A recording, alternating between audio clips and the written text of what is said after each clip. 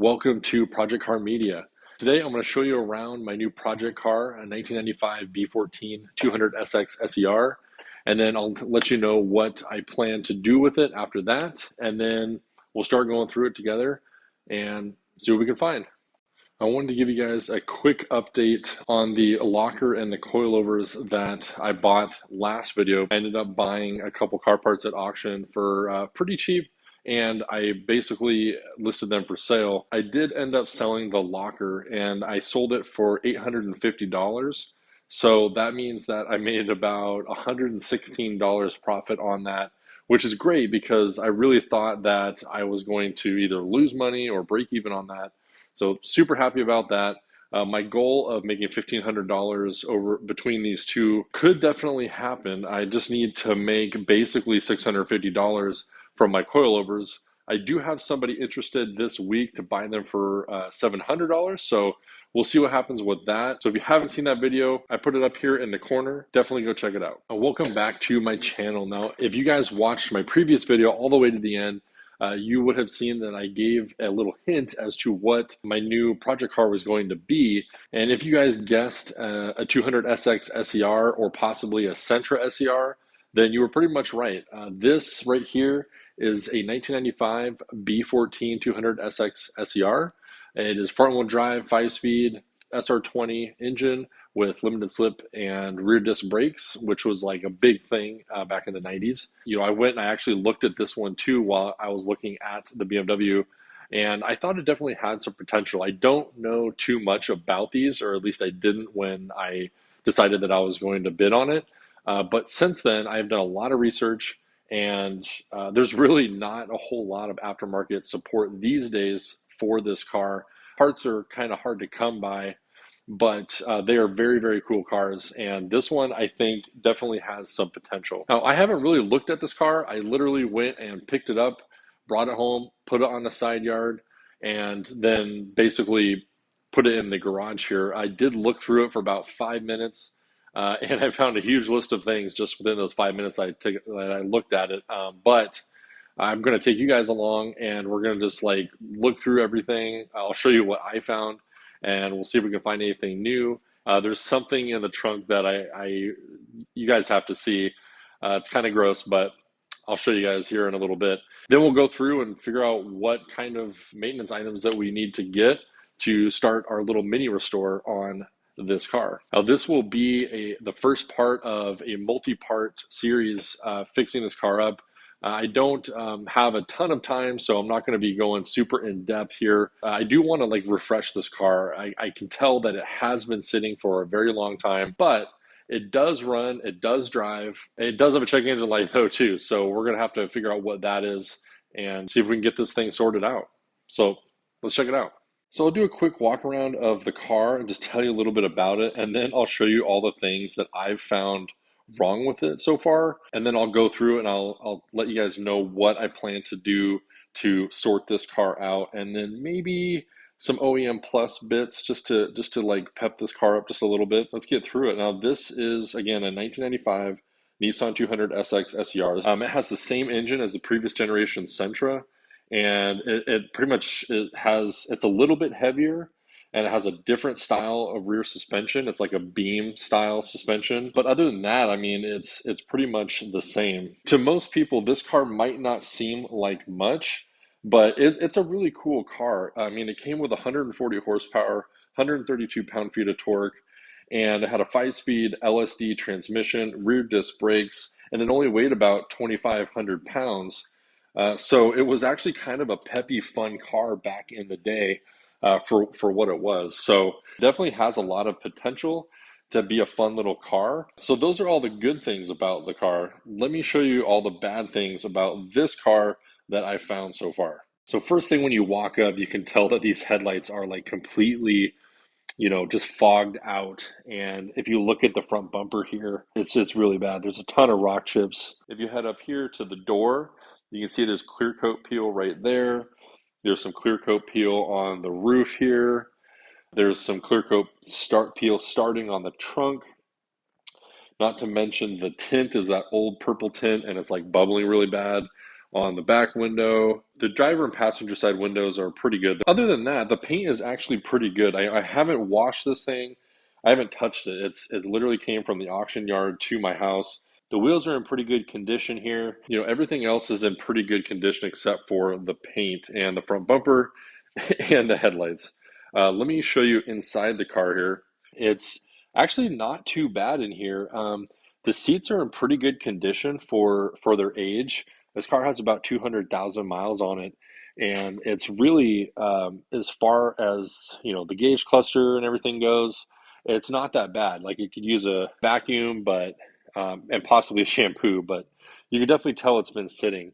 And whoever had this before had these terrible pedal covers installed, which with my big feet, I push the gas and the brake at the same time, and it's not good. So those are definitely going. And then like there's like a really old school Alpine deck, and this shifter is actually not a stock shifter.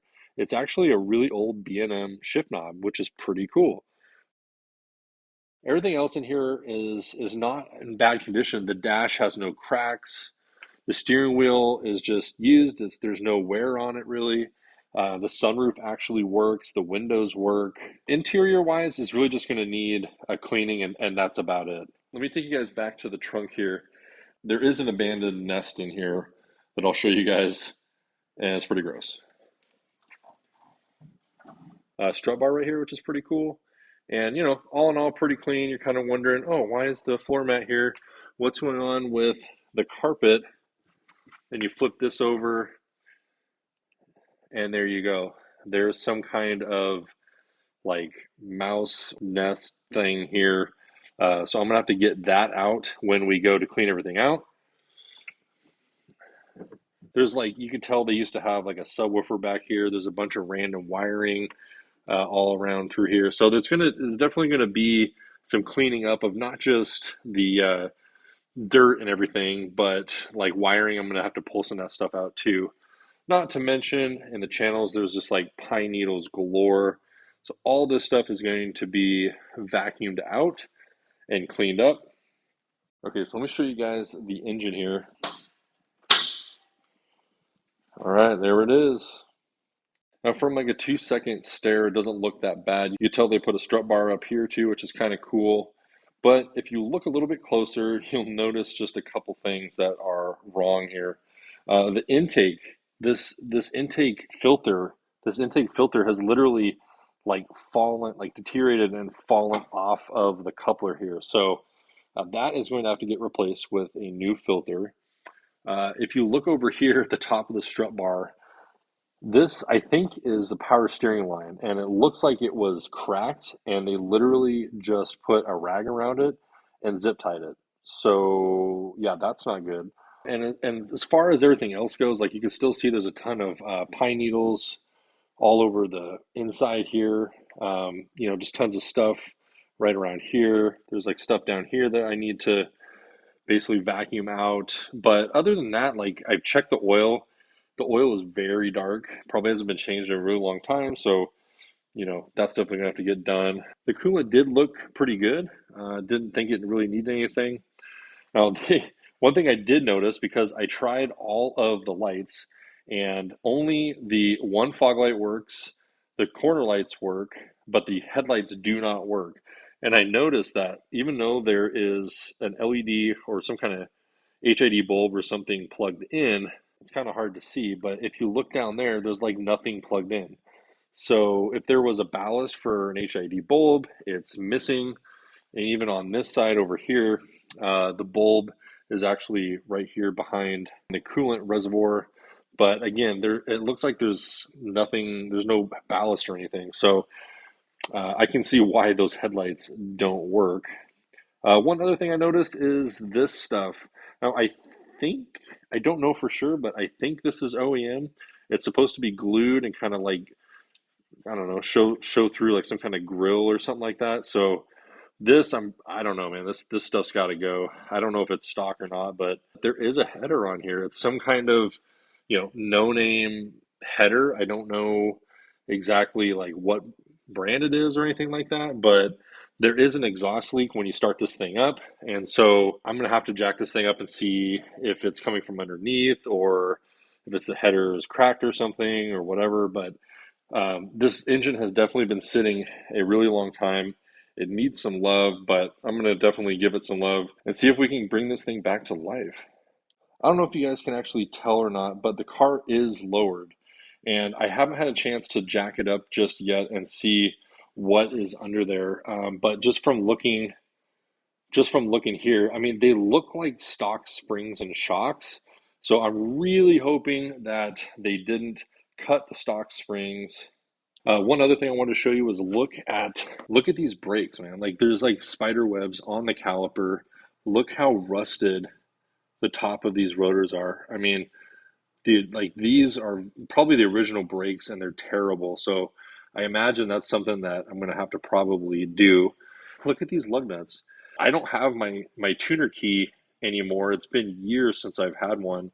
Luckily, that's something that we can pick up so I can actually take off the wheels and look at the brakes and the suspension and stuff like that. Okay, so that is my new project car, the 200SX SER. My goal is to do a mini restore slash OEM Plus build on this car, get it so that it is running great again, no issues running or stopping or overheating or anything like that. And then add a couple touches to it just to make it look a little bit better. My goal at the end of all this is to be able to sell this car at a profit so that I can turn around and buy the next project car and do this all over again. Now, I'm not going to tell you guys what I paid for the car just yet. We'll go through the whole series, and then at the very end, I'll reveal to you what I paid for the car, what I paid for all the parts, and how much I'm into it total, and then how much I can expect to get when I go to sell it. It's going to be interesting once I get this done, what kind of price I'm going to decide on and see if I get any bites on it. Yeah, I'm super excited to start this project. I'm super excited to dig into it, to see its history, kind of get an idea of where it came from. Did get a Carfax for it, and there hasn't been a service record since 2014 on this car. I can already tell that it sat for a long time. Somebody tried to lower it by either cutting the springs or whatever. They had HIDs in it. There's LEDs in the taillights. There was a sound system in there at some point. I mean, it still starts and runs. So all we got to do is just get it running great. Here are the things that I want to do maintenance-wise on this thing. Oil change, spark plugs, cap and rotor, power steering line, brake rotors, brake pads, brake calipers, bulbs all the way around, clean it out, and give the car a wash. So we got like a bunch of things to do, and that's just to get started here.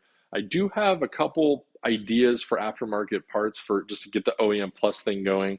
I'll share those ideas with you after next episode once we get all this stuff done. I don't want to spend too much money and try and get upside down in this car, but I also want it to drive nice and be safe for the next owner.